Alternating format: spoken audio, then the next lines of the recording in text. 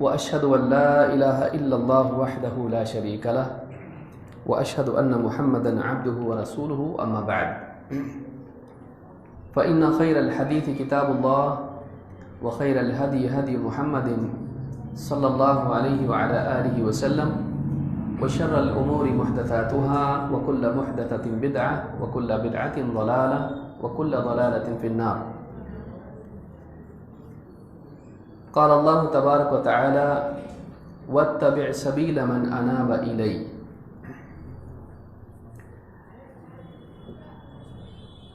میرے محترم دینی بھائیوں اور قابل احترام اور بہنوں، اللہ رب العالمین کے فضل و کرم سے اور اس کے عظیم احسان کے نتیجے میں آج اس مبارک مجلس میں ہم سب جمع ہیں، اور تقریباً 2 سال کا عرصہ گزرا یہ سلسلہ بند تھا، اور اللہ رب العالمین کے احسان سے آج ہم سب اس دینی مجلس میں اس عنوان کے تحت جمع ہیں۔ اللہ تعالیٰ مستقبل میں بھی اس سلسلے کو جاری رکھے اور ہمارے لیے نجات اور سعادت کا ذریعہ بنائے۔ میں سمجھتا ہوں، میں آج دیکھ رہا تھا کہ کتنے پہلے یہ سلسلہ شروع ہوا ہے۔ 2 سال تو ایسے ہی گئے ہمارے درمیان میں۔ 1 جولائی 2017 سے ہم اس عنوان کے تحت دروس میں شریک ہو رہے ہیں، تو تقریباً 4 سال اس اعتبار سے ہو جاتے ہیں۔ سلف کے منہج کی پیروی خصوصاً اس دور میں ایک انسان کے عقیدے اور اس کی ہدایت کے لیے ایک لازمی شرط ہے، اس لیے کہ آج علم عام ہے۔ پچھلے زمانوں میں کتابیں کم تھیں، خاص لوگوں کے پاس ہوا کرتی تھیں، اور کسی چیز کو جاننے کے لیے انسان کو دور دراز کا سفر بھی کرنا پڑتا تھا۔ لیکن آج کے دور میں یہ چیز بہت آسان ہو گئی ہے، لیکن جہاں یہ آسانی بڑھی ہے وہیں اسی کے ساتھ ساتھ ایک انسان کے لیے پیچیدگیاں، مصیبتیں بھی بڑھی ہیں۔ کل اگر دلیل جاننے کا مسئلہ تھا، اس کو ڈھونڈنے اور پانے کا مسئلہ تھا، تو آج ایک انسان کو اسی دلیل کی کئی تشریحات میں سے ایک تشریح کو چننے کا مسئلہ ہے۔ کل اگر مسئلہ یہ تھا کہ انسان کے پاس دلیل ہی نہیں، کیونکہ کتاب ہی نہیں، کتابوں کے ترجمے نہیں، عربی میں کتابیں ہیں، کل مسئلہ یہ تھا۔ آج میڈیا کے فروغ سے آسانی کے ساتھ دلیل تو مل جا رہی ہے، لیکن اسی دلیل کے ساتھ ساتھ 50 قسم کے ایکسپلینیشنز بھی ہمارے سامنے ہیں۔ ایک آیت کی، ایک حدیث کی تشریح فلاں ایسا کر رہا ہے، فلاں ایسا کر رہا ہے۔ اب مسئلہ یہ ہو گیا ہے کہ ان تشریحات میں سے انسان کس کو چنے۔ اگر ہم غور کریں تو معلوم ہوگا کہ دلیل کا مسئلہ اتنا نہیں ہوتا ہے جتنا تشریح کا ہوتا ہے۔ اگر ہم غور کریں تو ہم دیکھیں گے کہ پچھلے جتنے بھی فرقے گمراہ ہوئے،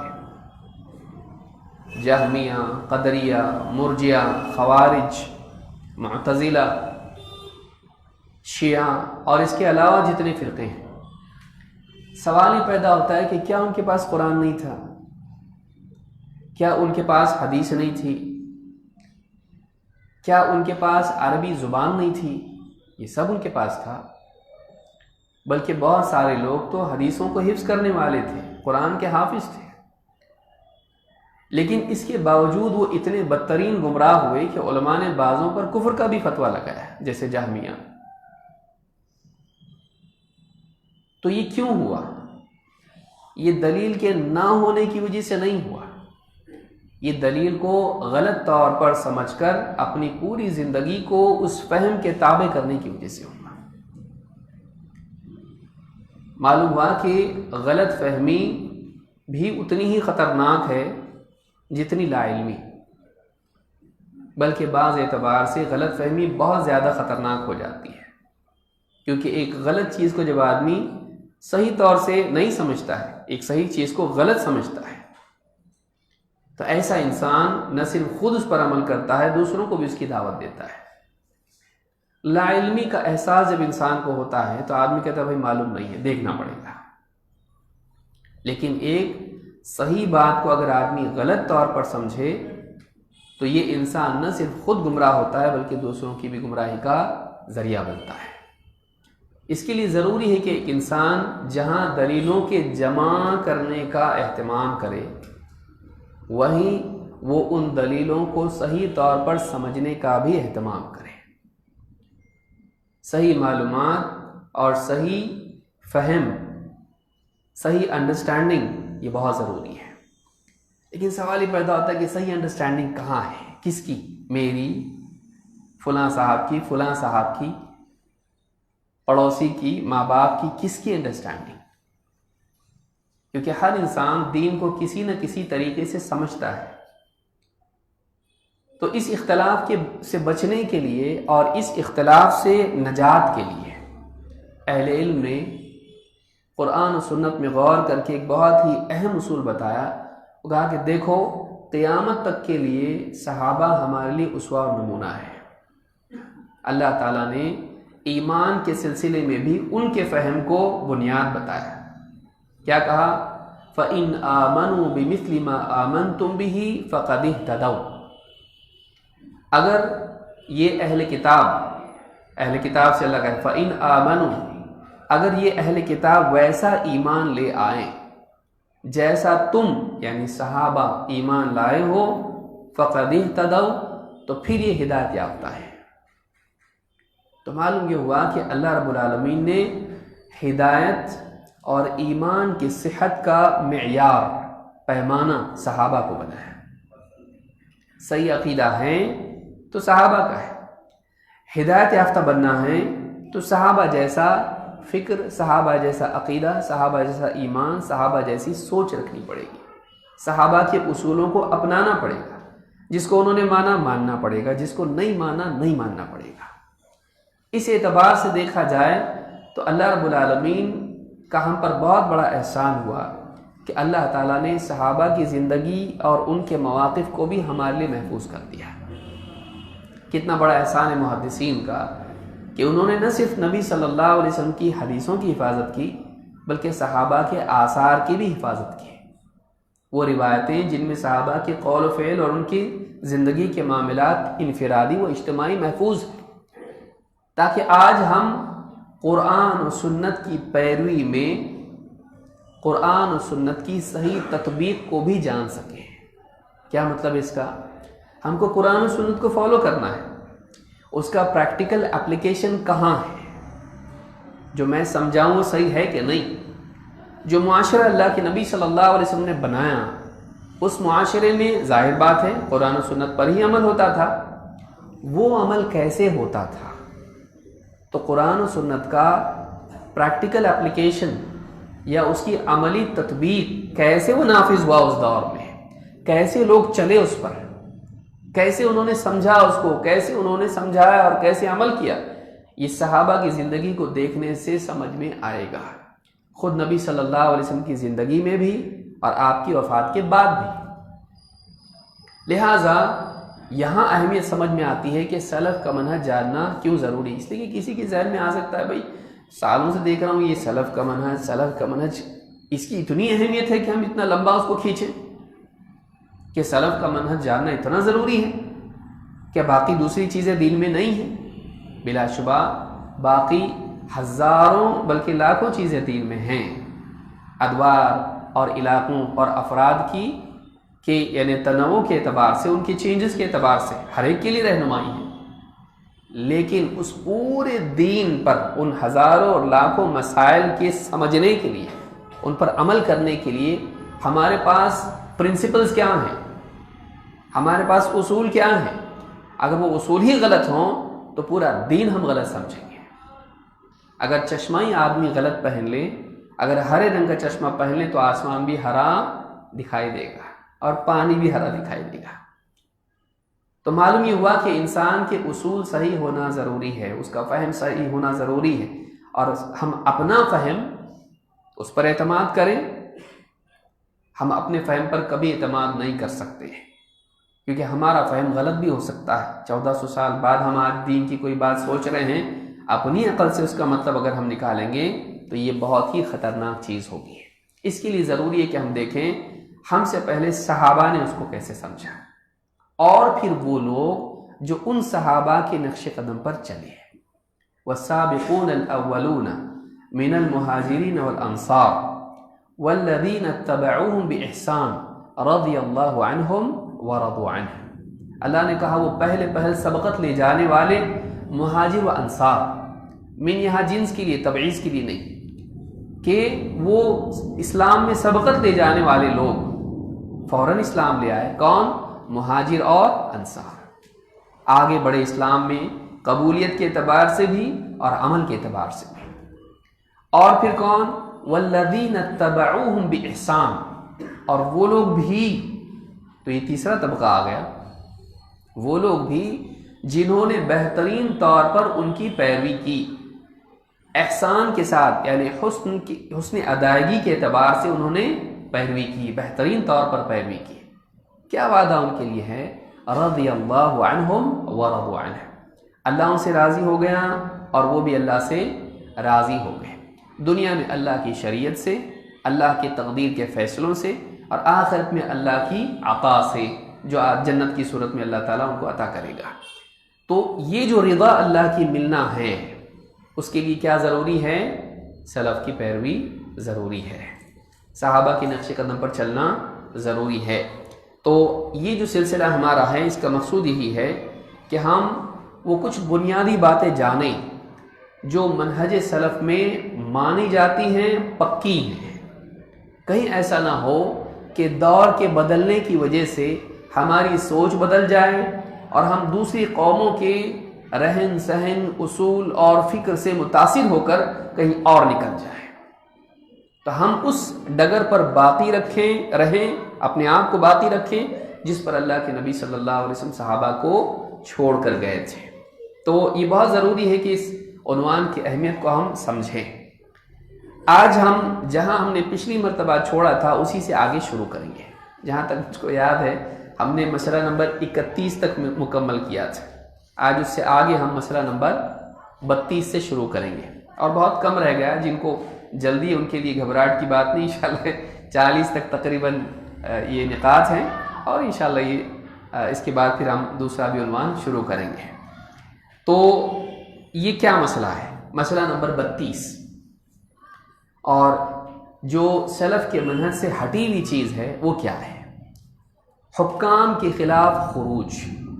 مسلمانوں کے جو حاکم ہوتے ہیں، مسلمانوں کا خلیفہ، مسلمانوں کا بادشاہ، حاکم، امیر المؤمنین، ان کے خلاف خروج، ان کے خلاف بغاوت، یہ صحیح ہے یا نہیں؟ ظاہر بات ہے حکام کبھی اچھے بھی ہوتے ہیں اور کبھی برے بھی ہوتے ہیں، ان کے کچھ فیصلے صحیح بھی ہوتے ہیں، کچھ غلط بھی ہوتے ہیں، کچھ تھوڑے غلط ہوتے ہیں، کچھ بہت زیادہ غلط ہوتے ہیں، کبھی وہ دینی معاملات میں ہوتے ہیں، کبھی لوگوں کے حقوق سے متعلق ہوتے ہیں۔ تو ایسے حکام کے تعلق سے مسلمانوں کو کیا کرنا چاہیے؟ کیا ان کے خلاف بغاوت کر کے ان کو ہٹا کے دوسرے اچھے کو لائیں؟ سب سے اچھا آپشن تو یہی دکھائی دیتا ہے۔ بظاہر ایک آدمی اپنی عقل سے اگر فیصلہ کرے بھائی کوئی غلط ہے ہٹاؤ، اس کو دوسرے کو لاؤ، یہ بہت آسان حل دکھائی دیتا ہے گفتگو کی حد تک، لیکن نتائج کے اعتبار سے دیکھا جائے تو یہ حل بہت ہی بھیانک ہوتا ہے، جس کے نتیجے میں لوگوں کی جان و مال، عزتیں اور دین اور علماء اور عوام سب کے لیے مسائل کھڑے ہوتے ہیں، اور حالات پہلے سے زیادہ بدتر ہوتے ہیں۔ تجربہ اپنی جگہ ہے، لیکن دلیل اس بارے میں کیا ہے؟ دلیل کی روشنی میں دیکھا جائے تو ہم آج کی گفتگو میں وہ دلیلیں دیکھیں گے جو اس باب میں ہم کو اللہ کے نبی صلی اللہ علیہ وسلم صحابہ سے ملتی ہیں، اور اس کے بعد اہل علم کی بھی باتیں اس میں ہیں۔ اس تعلق سے شیخ محمد بن عمر بازمول حفظہ اللہ کہتے ہیں لیس من منہج السلف تہییج الناس علی الحکام وتحریضهم على الخروج او المظاہرات او الثورات او الانتقاد العلنی لہم ولوزرائہم او عمالہم، کہتے ہیں لوگوں کو حکام کے خلاف، حکام مسلمانوں کے بادشاہ، حاکم، لوگوں کو حکام کے خلاف بھڑکانا اور ان کے خلاف خروج، ان کے خلاف بغاوت یا مظاہرات، ان کے خلاف پروٹیسٹ یا انقلابات کے لیے اکسانا، لوگوں کو ریولوشن کے لیے اکسانا، یا حکام پر یا ان کے وزراء پر یا عمال پر، یا تو حاکم ہیں اور اس کے ماتحت جتنے لوگ ہوتے ہیں جو بڑی پوزیشن پر ہوتے ہیں سیاسی اعتبار سے، ان پر کھلے عام تنقید کرنا، ان کے خلاف کھلے عام باتیں کرنا، ممبروں سے یا اسٹیج سے یا میڈیا میں یا کتابوں اور یعنی کانفرنس کے ذریعے سے ان کے وزراء پر یا عمال پر کھلے عام تنقید کرنا سلف کا منہج نہیں۔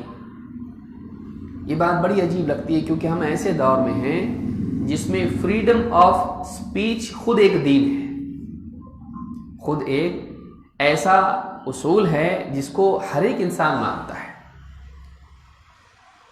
یہ فریڈم آف سپیچ اس وقت بری لگتی ہے جب وہ اپنے خلاف ہو۔ اس اصول کے تحت ہر آدمی کے تحت ہمارا حق ہے کہ ہم کچھ بھی بولیں۔ اگر حاکم نے کچھ غلط کیا ہے تو ٹویٹر پر، فیس بک پر یا اس طرح کی جو بھی ہمارے لیے سٹیج ہیں اس سے ہم بولیں، ممبروں سے بولیں، سٹیج بنا کر بولیں، لوگوں میں پبلک میں بولیں، تو یہ جو ہے ایک عام ذہن لوگوں کا ہے۔ لیکن کیا اسلام اس کی ترغیب دیتا ہے؟ اور کیا سلف نے یہ ہم کو سکھایا ہے یا ان کا یہ طریقہ ہے یا نہیں ہے؟ اور اس کے کیا نتائج ہیں یہ ہم کو دیکھنا ضروری ہے۔ سب سے پہلی چیز تو یہ کہ اس بارے میں دلیل کیا دی جاتی ہے۔ اس بارے میں ایک دلیل ہے جو اللہ کے نبی صلی اللہ علیہ وسلم کی حدیث ہے۔ آپ صلی اللہ علیہ وسلم فرماتے ہیں ان افضل الجہاد کلمۃ حق عند سلطان جائر۔ اس حدیث کو امام ابن ماجہ، احمد، طبرانی اور بہقی نے شعب الایمان میں روایت کیا ہے، اور امام نسائی نے بھی اس کو روایت کیا، صحیح الجامع صغیر حدیث نمبر 1100۔ حدیث صحیح ہے۔ کیا مطلب ہے حدیث کا؟ حدیث کے الفاظ ہیں سب سے افضل جہاد یہ ہے کہ ایک ظالم بادشاہ کے سامنے حق بات کہی جائے۔ حق بات بولنا چاہیے، غلط تو غلط، صحیح تو صحیح، اور یہ کیا ہے؟ افضل جہاد ہے۔ بعض روایتوں میں کلمۃ حق ان کی جگہ کلمۃ عدل بھی آیا، انصاف کی بات کہنا ہے۔ اگر وہ ظلم کر رہا ہے تو آپ اس کے سامنے بتاؤ آپ ظلم کر رہے ہو، انصاف یہ ہے، تو حق بات تو بولنا چاہیے۔ غلطی کو غلطی نہیں بولیں گے تو اصلاح کیسے ہوگی؟ تو اس حدیث کی بنیاد پر بہت سارے لوگوں کا یہ سوچنا ہوتا ہے کہ ہم کو حاکم کے خلاف بولنا چاہیے کیونکہ یہ جہاد ہے۔ اگر نہیں بولیں گے تو یہ بزدلی ہے، بلکہ اگر نہیں بولیں گے تو اللہ کے ہاں مجرم ہوں گے کیونکہ ہم نے حق بات کو چھپایا۔ لیکن یہ لوگ حدیث کے ایک ٹکڑے پہ تو دھیان دیتے ہیں، دوسرے پر نہیں دیتے ہیں۔ بلا شبہ حدیث میں ہے کہ حق بات بولنا ظالم بادشاہ کے مقابلے میں یہ بڑا جہاد ہے، افضل جہاد ہے۔ لیکن حدیث کا ایک لفظ ہے جو بتاتا ہے عند سلطان جائر، ظالم بادشاہ کے سامنے۔ کہاں؟ چوراہے پر نہیں، ٹویٹر پہ نہیں، فیس بک پہ نہیں، اس کے سامنے، کیونکہ مقصود اس کی اصلاح ہے، اس کی بے عزتی نہیں ہے۔ بھئی آپ کیا چاہیں گے؟ ٹھیک ہے، آپ کیا چاہیں گے؟ آپ کی اگر غلطی نماز میں ہے یا کسی اور چیز میں ہے، کوئی آدمی ٹویٹر پہ ڈال دیا، ہماری آپ فوٹو بھی ڈال دیا آپ کی نماز کا، آپ کا رکوع صحیح نہیں، آگے اصلاح ہونا چاہیے کہ یہ آدمی ہے نماز ایسی پڑھتا ہے اور اس کی نماز کی اصلاح ہونا ضروری ہے۔ تو ٹویٹر پہ ڈال دیا، فوٹو بھی ڈال دیا، نیچے ڈال دیا نماز غلط۔ نماز کی اصلاح کرو، اللہ سے ڈرو، اس لیے کہ قیامت کے دن سب سے پہلے نماز کی پوچھ ہونے والی۔ میں اس لیے بول رہا ہوں کہ آپ کا بھلا چاہتا ہوں۔ کیا اس کی اصلاح ہوگی؟ پہلا ری ایکشن اس کا کیا ہوگا؟ آپ کے خلاف اگر کوئی کرے تو کیا پہلا ری ایکشن ہوگا؟ میں مر گیا تھا، مجھ کو بتانے کی ضرورت نہیں، پوری دنیا میں آپ نے میرے بارے میں بول دیا۔ میری اگر اصلاح کرنی ہے تو کس کے سامنے بولنا چاہیے؟ میرے سامنے مجھ سے تنہائی میں بولتا مجھ کو، تو آپ نے اپنے لیے کون سا آپ بادشاہ ہیں، آپ کے پاس پولیٹیکل پاور ہے، آپ کے حکم پر فوج لوگوں کی جان و مال کا نقصان کر سکتی ہے؟ نہیں۔ لیکن آپ بھی اس کو پسند نہیں کریں گے کہ کوئی آپ کی اصلاح اس طرح سے کرے۔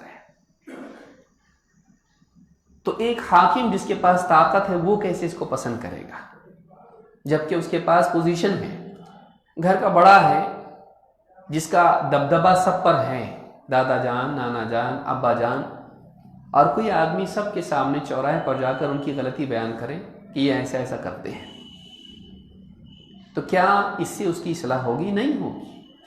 اس سے اصلاح کی بجائے دشمنی، ضد اور بگاڑ پیدا ہوگا، اور ظلم کے خلاف بولنے سے چھوٹا ظلم سے زیادہ بڑا ظلم آئے گا۔ چھوٹے ظلم کی بجائے کیا آئے گا؟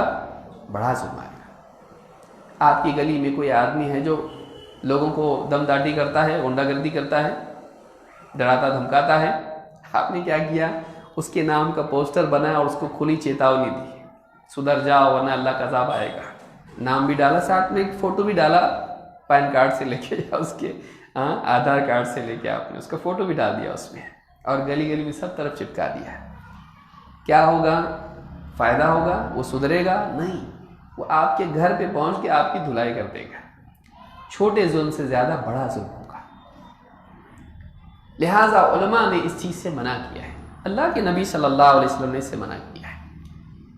اس سے بڑھ کر یہ ہے کہ حاکم کے خلاف خروج کیا جائے، بغاوت کر دی جائے، جنگ چھیڑ دی جائے اس کے خلاف، اس کی بالمقابل ایک جتھا بنا کر اس کے خلاف سازش کی جائے۔ ان تمام چیزوں سے اللہ کے نبی صلی اللہ علیہ وسلم نے منع کیا ہے، اور سلف نے بھی اس سے منع کیا ہے۔ اللہ کے نبی صلی اللہ علیہ وسلم کیا فرماتے ہیں؟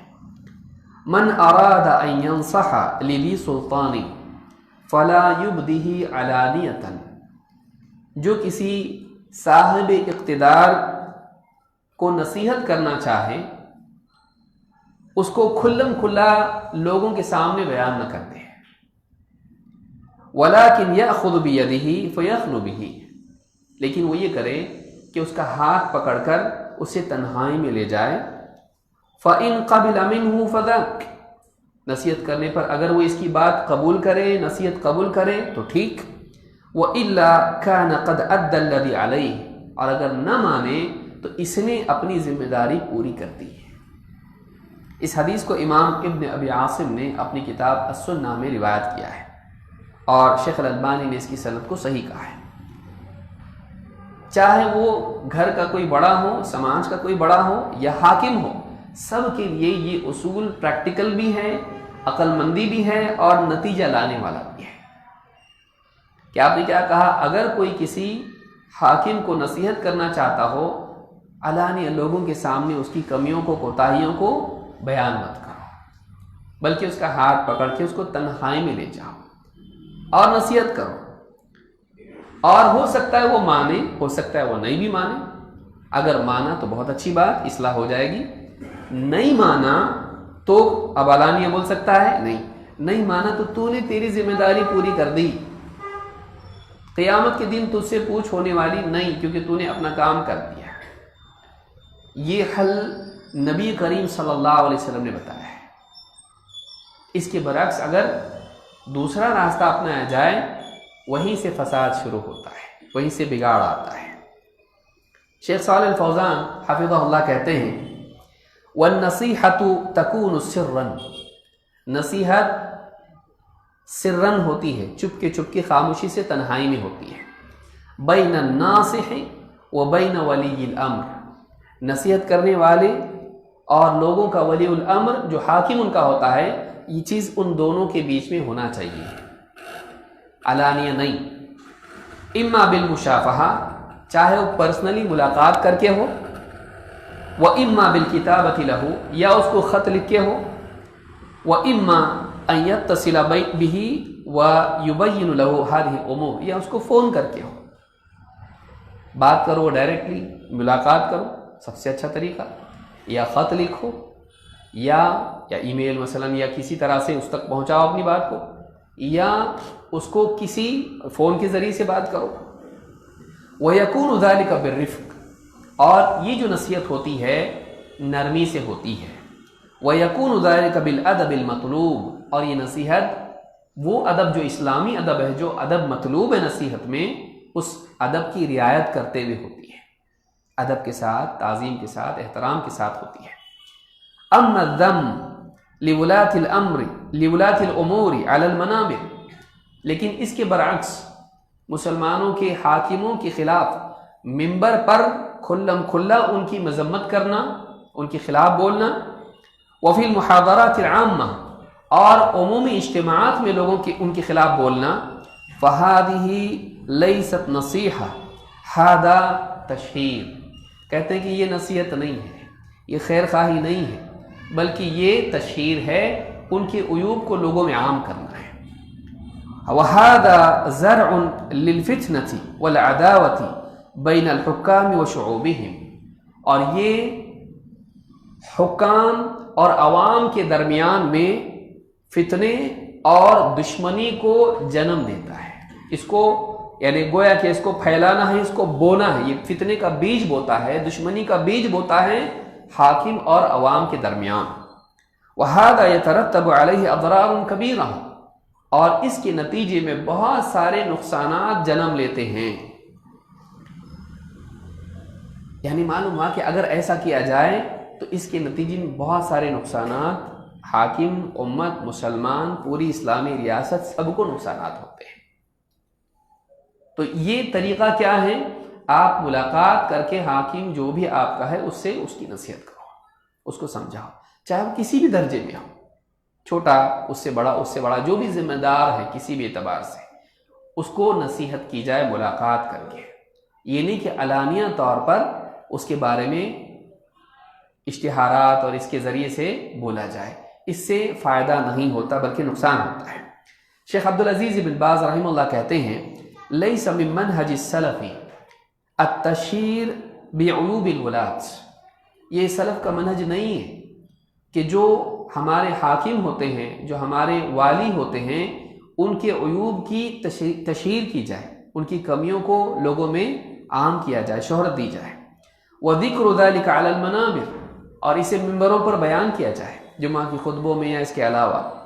لأن ذلك يفضي إلى الفوضى وعدم السمع والطاعة في المعروف، کہتے اس لیے کہ ایسا کرنا لوگوں کو بے لگام کر دیتا ہے اور ان کے دلوں سے اپنے حاکم کی بات سننے اور ماننے کا مزاج ختم کر دیتا ہے.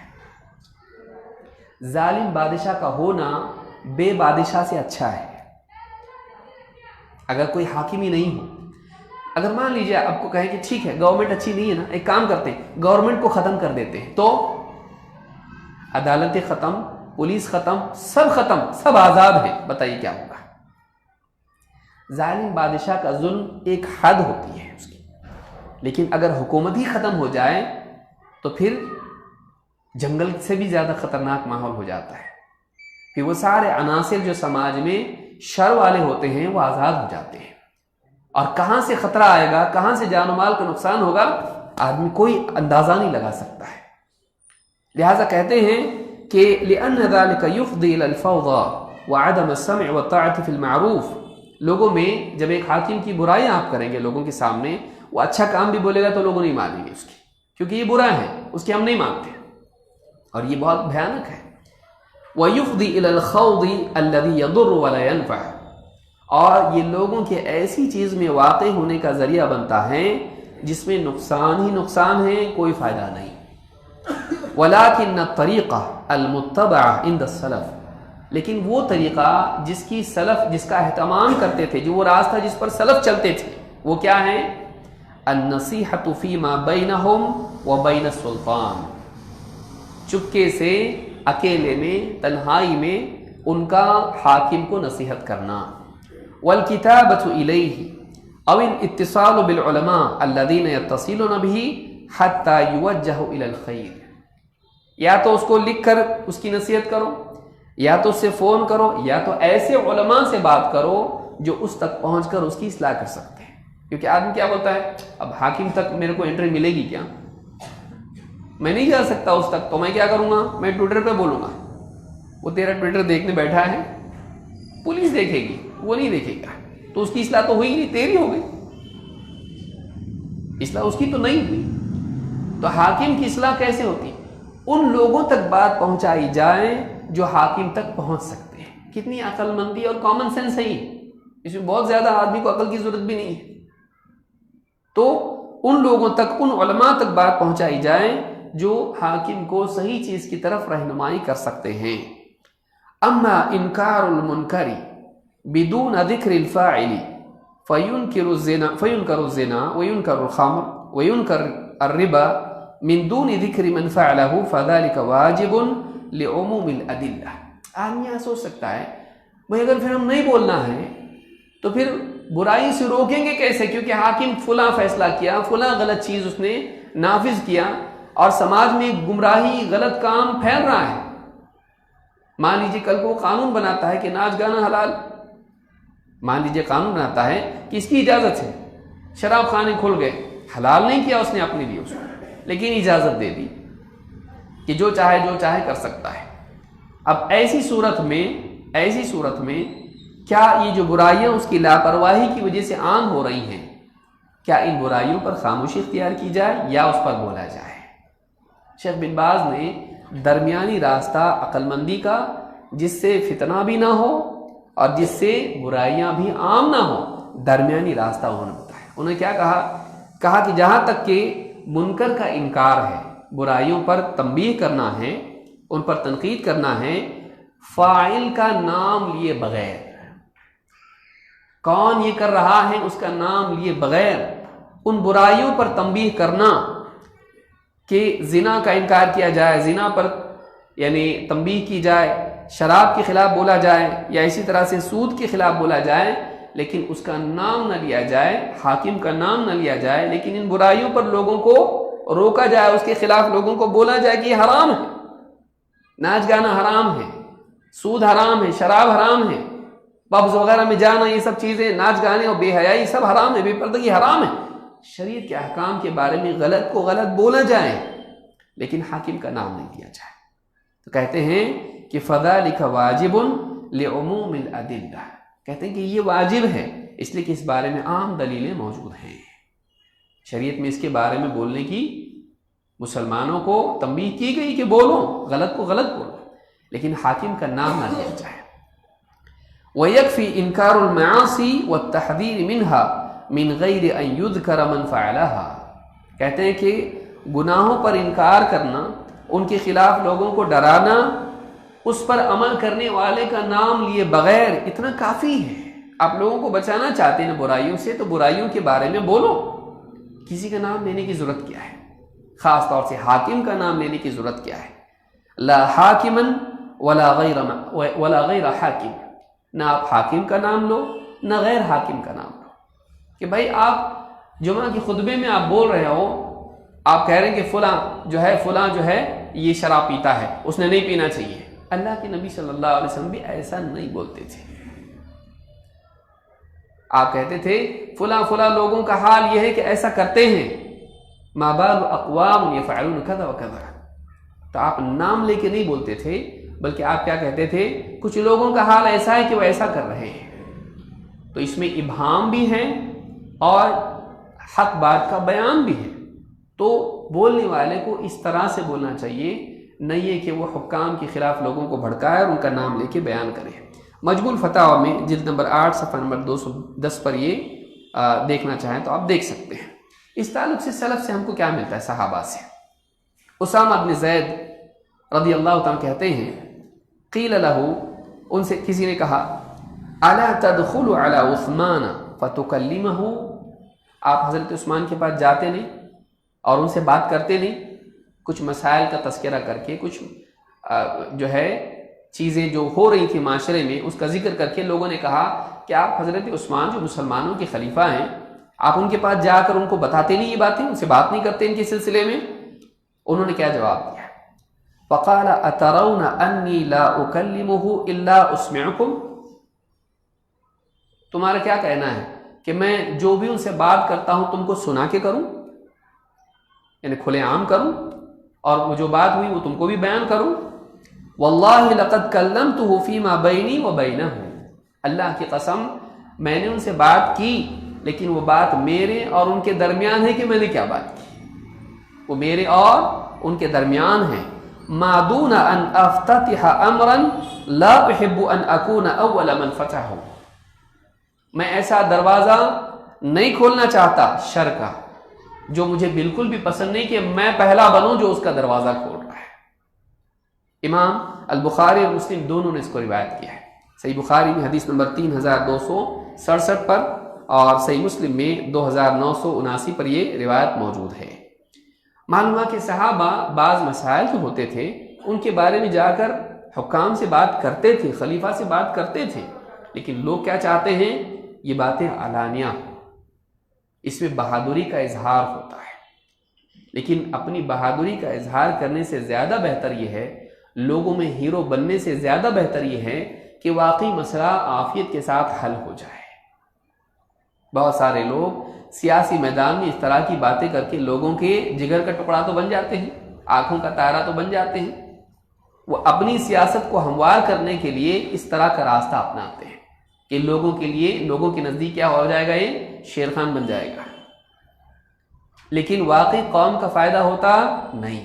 ایک نیا مسئلہ کھڑا ہو جاتا ہے جس سے یعنی نہ جو چیز چاہیے تھی وہ ملتی ہے، بلکہ اس سے پیچھے مسلمان چلے جاتے ہیں. تو یہ بات بھی یاد رکھنے کی ہے. شیخ الالبانی رحمہ اللہ کہتے ہیں فَنَجِدُ كَثِيرٌ مِّنَ الشَّبَابِ الْمُسْلِمِ كَأَفْرَادٍ، ہم بہت سارے نوجوان مسلمانوں کو دیکھتے ہیں. وَنَجِدُ كَثِيرًا مِّنَ الْجَمَاعَاتِ الْإِسْلَامِيَّةِ، اور بہت ساری جماعت بھی ہیں، جماعتیں بھی ہیں جو سیاسی میدان میں کام کرنے والی اسلامی جماعتیں ہیں. دَأْبُهُمْ الْحُكَّامُ، ان کی ساری توجہات کا مرکز اور فکر جو ہوتی ہے وہ حکام ہی ہوتے ہیں. ان کے ڈسکشن کا سینٹرل پوائنٹ کیا ہوتا ہے، گورنمنٹس. ان کا کہنا کیا ہوتا ہے، ان هؤلاء کفار وان هؤلاء لا يحكمون بما انزل اللہ.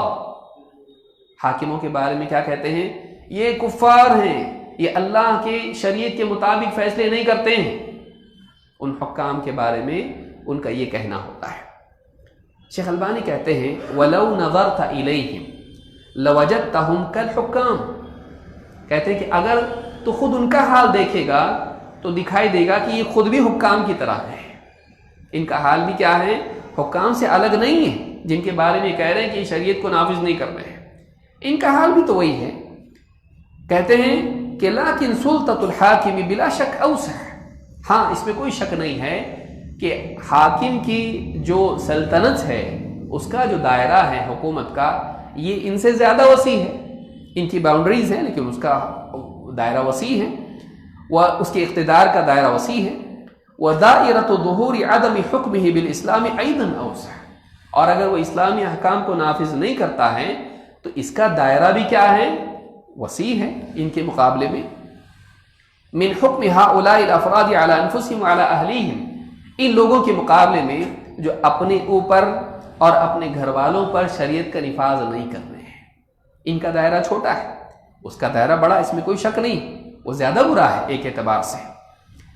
لیکن مع ذلك هؤلاء لا يطبقون الاسلام الذي يعلمونه، لیکن اتنا سب کچھ ہونے کے بعد بھی ان لوگوں کا اصل معاملہ کیا ہے کہ جس اسلام کو یہ خود جانتے ہیں اس کو اپنی زندگی میں نافذ یہ خود بھی تو نہیں کرتے ہیں. یہ خود بھی تو جس اسلام کی بات حاکم کے بارے میں کر رہے ہیں کہ وہ نافذ نہیں کر رہا ہے، یہ اپنے دائرے میں بھی تو نافذ نہیں کرتے ہیں. فَهُمْ إِذًا مَعَ الْحُكَّامِ فِي الْهَوَى سَوَى كَمَا يَقُولُونَ، کہتے ہیں کہ تو نتیجہ یہی ہے کہ یہ بھی انہی حکام کے ساتھ میں ہیں، جیسا کہ لوگ کہتے ہیں کہ ہم سب ایک ہی کشتی کے شریک ہیں، یا ایک ہی گاڑی میں بیٹھے ہوئے، ایک ہی ناؤ میں ہم لوگ سب سوار ہیں، ایک ہی کشتی کے سوار ہیں. تو ایک اعتبار سے یہ بھی وہی کرتے ہیں جو حکام کرتے ہیں، بس اس کا دائرہ بڑا ہے، ان کا دائرہ چھوٹا ہے. اس کے پاس اقتدار ہے، ان کے پاس نہیں. لیکن ان کے اپنے دائرے میں اگر دیکھا جائے، ان کی بیویاں، ان کی بیٹیاں، ان کے بچے، ان کے ماں باپ، ان کے بھائی بہن، اس میں کہاں شریعت کا نفاذ ہو رہا ہے. تو جہاں ان کا پاور ہے یہ وہاں خود بھی نہیں کر رہے ہیں، اور جہاں حاکم کا پاور ہے وہ وہاں نہیں کر رہا ہے، تو دونوں میں فرق کیا ہے؟ پھر اگر اس کو وہ کافر کہہ رہے ہیں تو تم لوگوں کے بارے میں کیا کہا جائے گا؟ تم اپنی زندگی میں کہاں شریعت کا نفاذ کر رہے ہو؟ تو ایک بڑا مسئلہ ہے کہ بہت سے لوگ جو ہیں یہ اپنے دائرے کو چھوڑ کر دوسرے کے دائرے میں گفتگو کرنے کے زیادہ شوقین ہوتے ہیں، اور عام طور سے آج دیکھا جاتا ہے آدمی بیٹھے بیٹھے سیاست ہی کی باتیں کرتا ہے، لیکن اپنی حکومت میں کلکم راع وکلکم مسئول عن رعیتہ، ہر ایک راعی ہے، ہر ایک سرپرست ہے، چرواہا ہے، نگراں ہے، اس سے اس کی رعیت کے بارے میں پوچھا جائے گا، حاکم سے اس کی رعیت کے بارے میں پوچھا جائے گا، تجھ سے نہیں۔ فلاں حاکم نے فلاں حکومت کے ساتھ یہ معاملات کیوں کیے، فلاں قانون کیوں بنایا، فلاں چیز کیوں کی، فلاں جنگ کیوں نہیں کی، اور فلاں جنگ کیوں کی، اس سے پوچھا جائے گا، تجھ سے نہیں۔ لیکن تو اس پہ ڈسکس کر رہا ہے، لیکن تجھ سے کس بارے میں پوچھا جائے گا؟ تو اس کی کتنی فکر کر رہا ہے؟ تو اس حاکم کی تو فکر کر رہا ہے جس سے اللہ اس سے پوچھے گا، تجھ سے نہیں۔ لیکن تو اپنے بارے میں، اپنے دائرے میں جو تجھ کو کرنا چاہیے تھا، ان ذمہ داریوں کو تو نہیں نبھا رہا ہے، اس کی فکر تو کیوں نہیں کرتا ہے؟ تجھ سے اس بارے میں پوچھا جا رہا ہے۔ بہت سے لوگ کیا کہتے ہیں، کل کو اللہ تعالیٰ ہم سے پوچھے گا فلاں کے بارے میں، فلاں کے بارے میں ہم نے کچھ کیا نہیں۔ اس کی دلیل کیا ہے؟ کوئی دلیل ہے اس بارے میں؟ وہ ان لوگوں سے پوچھا جائے گا جو حاکم ہیں کہ انہوں نے فلاں ملک میں مسلمانوں پر ظلم ہو رہا تھا، انہوں نے اپنی طاقت کو استعمال کر کے قدم کیوں نہیں اٹھایا؟ ان سے اللہ پوچھے گا، تجھ سے نہیں۔ تو اس کی فکر تو کر رہا، لیکن تیرے پڑوس میں کسی پر تیرا بھائی مسلمان ظلم کر رہا ہے تو اس بارے میں کچھ نہیں کر رہا ہے، اس کا ہاتھ نہیں روکتا ہے، اس وجہ سے کہ تعلقات خراب ہو جائیں گے۔ پڑوس میں تیرا دوست ہی اپنے ماں باپ پہ ہاتھ اٹھا رہا ہے،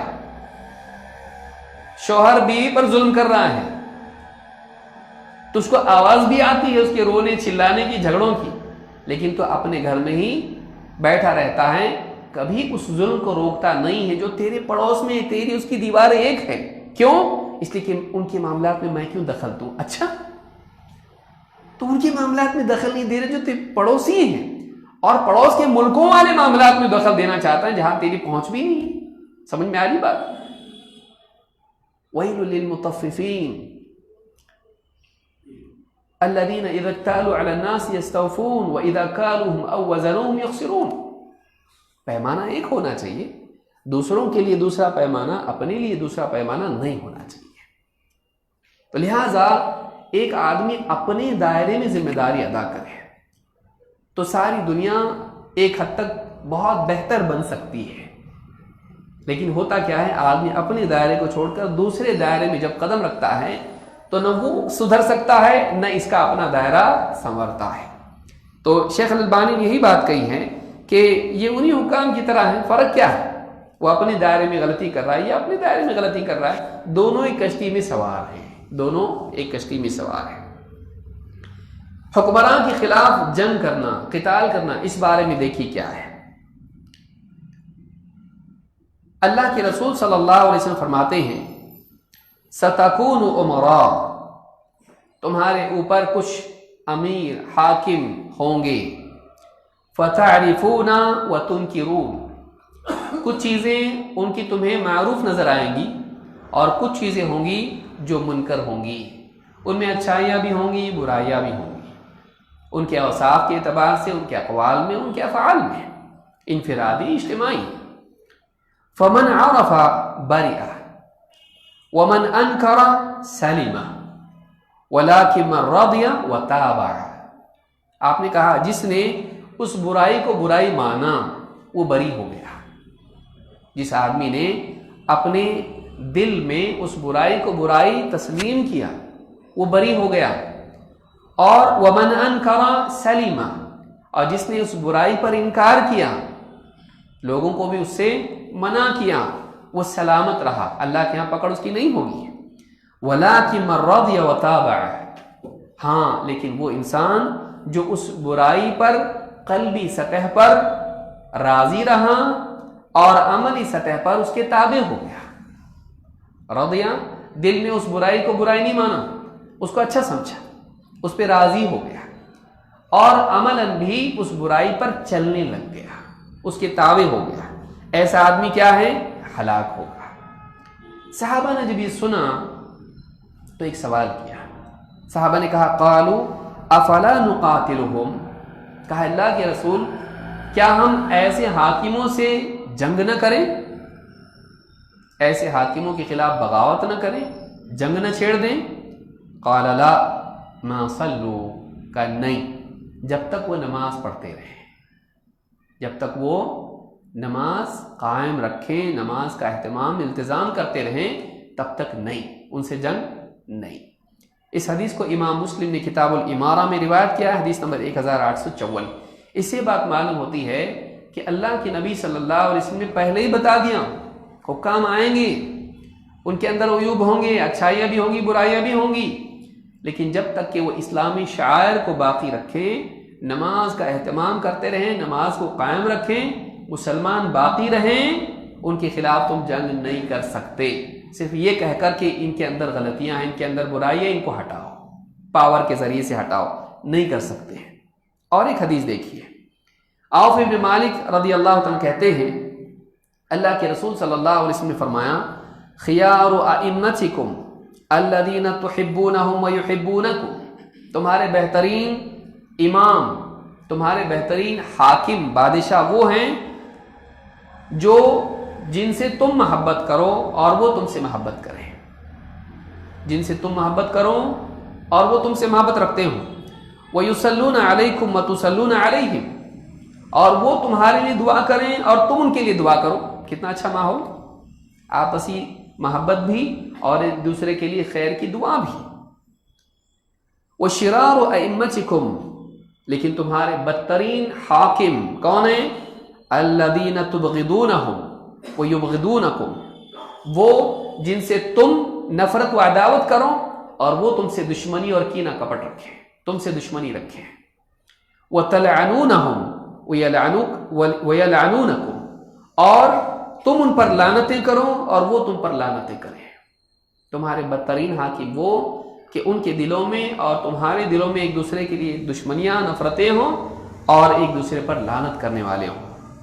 قیل یا رسول اللہ افلا ننابذهم بالسیف، صحابہ نے پوچھا اتنا خطرناک معاملہ جب ہے تو اللہ کے رسول کیا ہم تلوار سے ان کو ہٹائیں نہیں، تلوار سے اپنا حق نہ چھینیں، تلوار سے ہم معاملے کی اصلاح نہ کریں؟ فقال لا، آپ نے کہا نہیں، ما اقاموا فیکم الصلاۃ، جب تک وہ تمہارے درمیان نماز کو قائم رکھیں، جب تک کہ وہ کیا کریں؟ نماز کو قائم رکھیں۔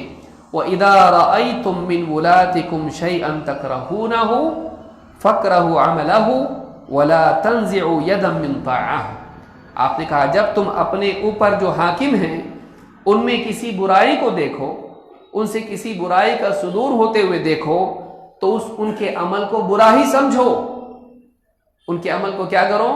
برا سمجھو۔ یہ نہیں کہ حاکم ہے تو اس کی خوشامد کے طور پر اس کے غلط کو بھی صحیح ثابت کرنا شروع کرو، کچھ تو مصلحت ہوگی، کچھ تو ہوگا کر کے، نہیں، غلط تو غلط ہے، اس کو برے کو برا ہی مانو، اس لیے کہ برائی میں وقوع سے بدتر چیز یہ ہے کہ انسان کے دل سے برائی کا شعور ختم ہو جائے، کیونکہ وہ مستقبل کی توبہ اور اصلاح کے دروازے بھی بند کر دیتا ہے۔ برائی برائی تو تم ان کے عمل کو برائی سمجھو، لیکن وَلَا تَنزِعُوا يَدًا مِّن طَاعَةٍ، لیکن ان کی فرما برداری سے اپنا ہاتھ مت کھینچو۔ جو بیعت تم نے ان سے کی ہے، جو عہد تم نے کیا ہے فرما برداری کا، اس کو جاری رکھو، ان کی فرما برداری کرتے رہو، بھلائی کے کاموں میں، برائی میں نہیں، لیکن ان کے خلاف بغاوت مت کرو۔ یہ پریکٹیکل سلوشن ہے جو اللہ کے نبی صلی اللہ علیہ وسلم نے ہم کو دیا ہے ایسے حاکم کے سلسلے میں جو برا ہیں۔ اللہ کے نبی صلی اللہ علیہ وسلم کیا فرمائے؟ یہ کس کے بارے میں بات ہو رہی؟ شرار ائمتکم، تمہارے سب سے بدترین حاکم، بدترین حاکم کے بارے میں آپ کیا کہہ رہے ہیں؟ جب تک نماز قائم رکھتے ہیں تب تک اپنا ہاتھ ان کی فرما برداری سے کھینچو مت، ان کی برائی کو برائی سمجھو، لیکن ان کی فرما برداری کرتے رہو۔ امام مسلم نے کتاب الامارہ میں اس کو روایت کیا، حدیث نمبر 1855 پر۔ عبادہ ابن صامت رضی اللہ تعالیٰ کہتے ہیں دعانا رسول اللہ صلی اللہ علیہ وسلم فبایعناہ، اللہ کے رسول صلی اللہ علیہ وسلم نے ہم کو بلایا تو یا ہم کو دعوت دی تو ہم نے آپ کے ہاتھ پر بیعت کی۔ فکان فیما اخذ علینا ان بایعنا علی السمع والطاعہ، تو آپ صلی اللہ علیہ وسلم نے ہم سے جو عہد لیا، جو بیعت لی، وہ یہ کہ ہم اپنے حاکم کی بات کو سنیں گے اور مانیں گے، سنیں گے اور مانیں گے۔ فی منشطنا و مکرہنا، چاہے ہمارے اندر نشاط ہو یا کراہت ہو، خوشی خوشی حالات ہوں، ہم کو اچھا لگے یا برا لگے۔ وعسرنا و یسرنا، چاہے ہمارے لیے تنگی کے حالات ہوں یا آسانی کے حالات ہوں، ہم ان کی بات کو مانیں گے۔ کوئی سخت حکم دے دیا یا آسان دے دیا، دونوں حالات میں ہمارے لیے عمل میں تنگی ہو آسانی ہو، فرما برداری کرتے رہیں گے اپنے حاکم کی۔ وَأَثَرَةٍ عَلَيْنَا، وَأَثَرَةٍ عَلَيْنَا، چاہے ہمارے اوپر دوسروں کو ترجیح دی جائے، یعنی ہمارے لائق لوگوں سے کو ہٹا کر یا ان کے مقابلے میں ایسے لوگوں کو عہدے دیے جائیں جو لائق نہ ہوں، تو ہم پر دوسروں کو عہدوں میں ترجیح دی جائے، اس لیے کہا وَأَثَرَةٍ عَلَيْنَا، ہم پر دوسروں کو ترجیح دی جائے۔ وَأَلَّا نُنَازِعَ الْأَمْرَ أَهْلَهُ، اور ہم جو معاملے کے اقتدار والے لوگ ہیں ہم ان سے اس کو چھیننے کی کوشش نہیں کریں گے۔ وَأَلَّا نُنَازِعَ الْأَمْرَ أَهْلَهُ، جو اقتدار والے ہیں ان سے اقتدار کو ہم چھیننے کی کوشش نہیں کریں گے، منازعت ان سے نہیں کریں گے۔ قَالَ إِلَّا أَن تَرَوْا كُفْرًا بَوَاحًا، ہاں ایک ہی صورت میں ان کی خلاف بغاوت ہے، وہ کیا ہے؟ کہا کہ إِلَّا أَن تَرَوْا كُفْرًا بَوَاحًا عِندَكُم مِّنَ اللَّهِ فِيهِ بُرْهَانٌ، ہاں مگر یہ کہ تم ان سے کھلم کھلا کفر دیکھو جس کے بارے میں، جس کے سلسلے میں تمہارے پاس اللہ کی طرف سے واضح دلیل موجود ہو۔ امام البخاری نے اور امام مسلم نے دونوں نے اس کو روایت کیا ہے۔ امام البخاری نے کتاب الفتن میں حدیث نمبر 7055 اور 7056 پر، اور امام مسلم نے کتاب الامارہ میں 1709 پر اس کو روایت کیا ہے۔ کیا شرط بتائی؟ بغاوت نہیں کر سکتے، تنگی اور کشادگی میں، خوشی میں ناخوشی میں نہیں، ان کے خلاف بغاوت نہیں۔ ہاں مگر یہ کہ وہ کھلم کھلا کفر کرنے لگے، کھلم کھلا کفر بتاتا ہے، وہ اجتہادی معاملہ نہیں ہونا چاہیے، ایک دم صاف صریح ہو، گمان نہیں ہونا چاہیے، مجھے ایسا لگتا ہے کہ وہ ایسا ہے، نہیں، کھلم کھلا علانیہ وہ ہونا چاہیے۔ کفرًا بواہا، اس کے کفر ہونے میں کوئی شک شبہ نہیں ہونا چاہیے، اس کے کفر ہونے میں کوئی شک شبہ نہیں ہونا چاہیے، اس کے بارے میں صریح دلیل ہونی چاہیے۔ فیہ من اللہ، یعنی کہا کہ عندکم من اللہ فیہ برہان، تمہارے پاس اللہ کی طرف سے اس کے بارے میں برہان ہو، برہان ایسی دلیل جس کے بارے میں ذرا بھی کنفیوژن باقی نہ رہے، ایسی روشنی کہ پھر کوئی اندھیرا باقی نہ رہے، کھلم کھلا بات نکھر کے سامنے آ جائے۔ اتنا کھلا کفر اگر کرتا ہے تبھی جا کے تم اس کے خلاف بغاوت کر سکتے ہو، اس کی بھی شروط ہے، طاقتی نہیں تو کریں گے، نہیں وہ بھی نہیں۔ تو یہ یعنی اسلامی تعلیم ہے حاکم کے سلسلے میں۔ امام الطحاوی رحمۃ اللہ علیہ فرماتے ہیں اپنی کتاب العقیدۃ الطحاویہ میں، کہتے ہیں وَلَا نَرَىٰ الْخُرُوجَ عَلَىٰ أَئِمَّتِنَا وَوُلَاةِ أُمُورِنَا وَإِنْ جَاءُوا، ہم اپنے امام اور اپنے والی کے خلاف خروج کو بالکل بھی جائز نہیں سمجھتے، چاہے وہ ظلم کریں، چاہے وہ آدمی کہتا نا ظلم کرنا نہ ہو، ہاں تو تبھی تو منع کیا ہے، کوئی ظلم نہیں کر رہا تو اس کے خلاف کوئی بغاوت کرتا ہے تو بغاوت سے منع ہی کیا ہے کہ ظالم تب بھی نہیں۔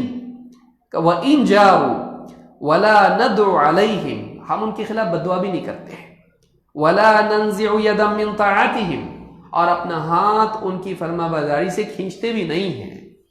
وَنَرَى طَاعَتَهُمْ مِنْ طَاعَةِ اللَّهِ عَزَّ وَجَلَّ فَرِيضَةً مَا لَمْ يَأْمُرُوا بِمَعْصِيَةٍ، اور ہمارا ماننا یہ ہے کہ ان کی فرما برداری اللہ کی فرما برداری ہے، بھلائی کے کاموں میں، برائی کے کاموں میں نہیں، اور یہ ہم پر فرض ہے. جس نے میرے امیر کی اطاعت کی اس نے میری اطاعت کی، جس نے میری اطاعت کی اس نے اللہ کی اطاعت کی، حدیث میں ہے نا. تو گویا کہ امیر کی فرما برداری اللہ کی فرما برداری ہے. امیر مطلب کوئی کمیٹی کا نہیں، مسلمانوں کا حاکم سیاسی اعتبار سے، ورنہ کوئی بھی بنا لیں گے اور زبردستی کسی کو بنا دیا مانو طلاق دے بیوی کو اور فلاں چیز کر، نہیں، بلکہ حاکم مسلمانوں کا جو ہوتا ہے. وَنَرَى طَاعَتَهُمْ مِنْ طَاعَةِ اللَّهِ عَزَّ وَجَلَّ فَرِيضَةً مَا لَمْ يَأْمُرُوا بِمَعْصِيَةٍ. ہاں، ان کی اطاعت کب تک ہے؟ جب تک وہ اللہ کی نافرمانی کا حکم نہ دے دے. کہ جب اللہ کی نافرمانی کا حکم آیا تو اب اس کی فرما برداری نہیں. کوئی حاکم آپ کو بلایا، بیٹھو میرے ساتھ میٹنگ ہے، اور شراب کا جام رکھ دیے سامنے، پیو، میں حاکم میں بول رہا پیو، پی سکتے نہیں. کیوں؟ اللہ نے شراب کو کیا ہے؟ حرام کر دیا ہے.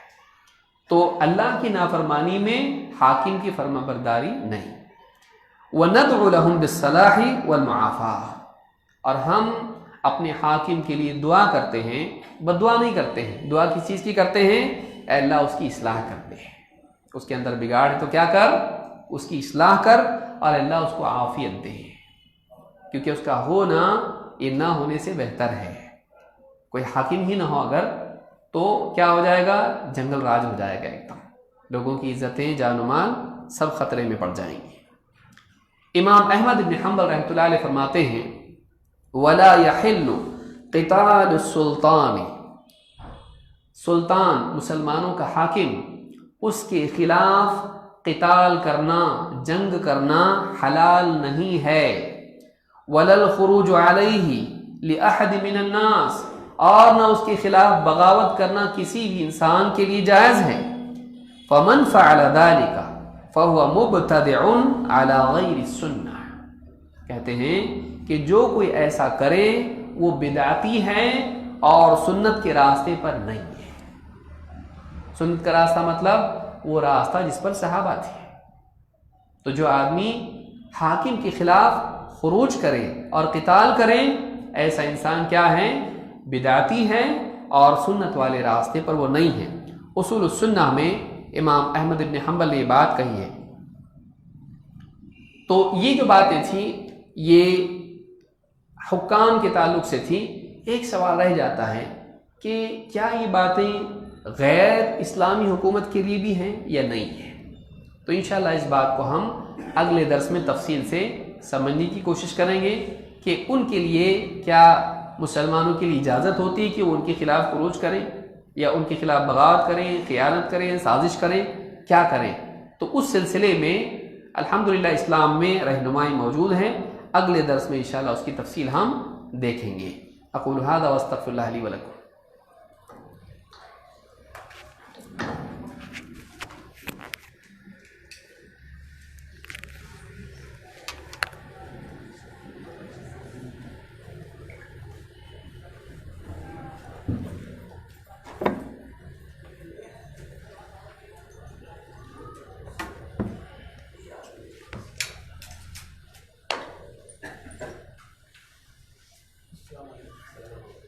Okay.